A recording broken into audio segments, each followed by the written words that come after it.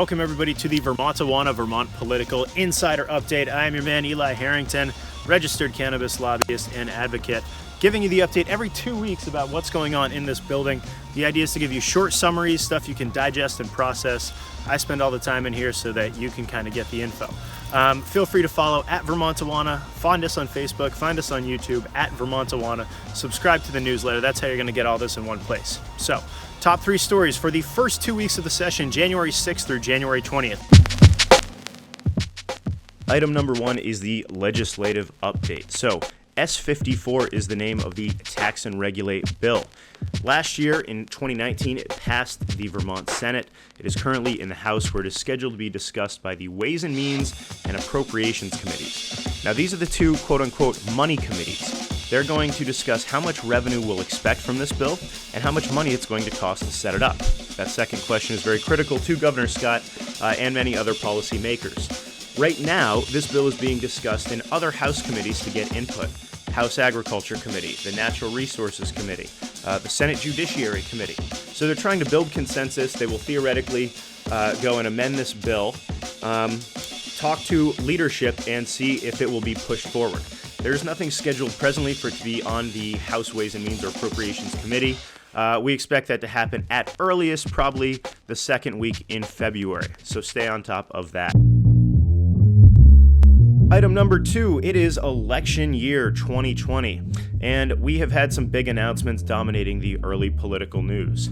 Now, the 2020 campaign at the top of the ticket, we've got Lieutenant Governor David Zuckerman, who has been a proponent for cannabis reforms for 20 plus years. He's very well known as being out front and historically correct on this issue, and it served him well politically as he is the Lieutenant Governor, very popular statewide, has survived some tough elections. Republican Governor Phil Scott has been an opponent of cannabis reforms. He did let legalization take effect after vetoing it the year before in 2017. However, with Lieutenant Governor in the race, you have to think that cannabis will be more prevalent of an issue. So we've already seen the Governor, Phil Scott, talk about using potential tax revenues to fund after-school programs, but this has all been really abstract, and I think we can trust him not to immediately start supporting this and make this a campaign plank. That doesn't mean there's not a way for him to get on board with some other moderate reforms or incremental changes, but the aerial impact of cannabis on this election, and with it being an election year, we've got a lot of other Vermont politicians who are trying to metaphorically level up, whether that's Senator Tim Ash in Vermont running for lieutenant governor, whether that's Chittenden County Representative Dylan Giambattista running for state senate.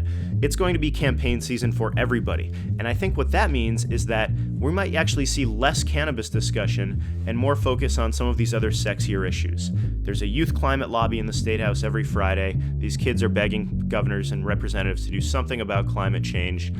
We've seen discussion of livable wage already become sort of heated and seeing some fractures. So there's a lot of work to be done politically on other issues that are not cannabis, and we see that taking up a lot of the legislature's time. We'll know in the next 2 weeks from leadership and from the House Speaker and from the actions of these committees what we can expect and what kind of action we might see. Stay tuned. S54 is the bill. Vermontawana.com has a write-up and the link to the full text.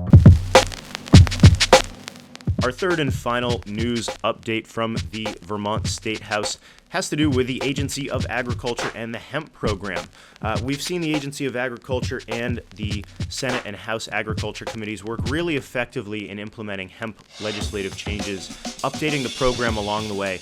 It's grown 10x from about 100 registrants to about 1,000 registrants, just growers alone, in the last 2 years. So we've seen this agency work together with the legislature, and the legislation that we're talking about right now is S194. You've seen this on the Vermontawana Instagram page. Senator John Rodgers, himself a Vermont hemp farmer from up there in the Northeast Kingdom in Glover, he has filed a bill that would basically give people legal standing to sue people for bad seed. So like many other hemp farmers, he had issues with seed that was supposed to be feminized. It was not.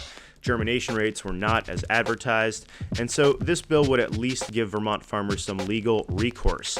Now, this is potentially a big deal nationally, as this is an issue that we've seen more and more of, and we're seeing companies that are making genetic patents. So states getting into the business of legislating and regulating seed sales for hemp and cannabis, kind of a big deal. Stay on top of that, S194.